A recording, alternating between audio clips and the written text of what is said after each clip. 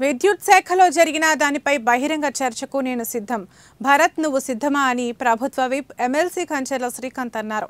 చిత్తూరు జిల్లాలో ఆయన సమావేశం నిర్వహించారు. ఈ సందర్భంగా నిన్న రాష్ట్ర వ్యాప్తంగా వైసీపీ ఒక వింత సంఘటన చేసి చూపించారని విమర్శించారు.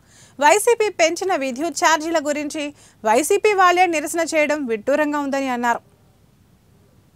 పార్టీ కార్యాలయంలో ఈ మీడియా సమావేశం ఏర్పాటు చేయడానికి ముఖ్య కారణం నిన్న రాష్ట్రంలో జరిగినటువంటి ఒక పెద్ద వింత గురించి ప్రజలకు వివరించాల్సిన అవసరం ఉందని చెప్పనేసి ఈరోజు ఈ మీడియా సమావేశం ఏర్పాటు చేయడం జరిగింది.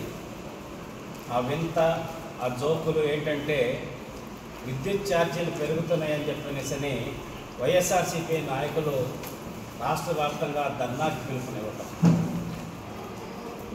మీ అందరికీ తెలుసు 2014లో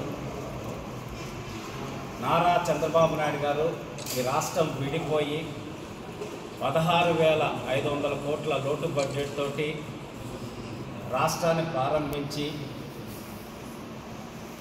రమారమి మనకి దెయ్యాలు వేదాలు వదిలే చెట్టు. అసలు యాక్చువల్గా నీ ఇంటి వెనకాల జిల్లా పార్టీ అధ్యక్షుడు నువ్వు, నీ ఇంటి వెనకాల జరుగుతున్న అవినీతిని కప్పిపుచ్చింది.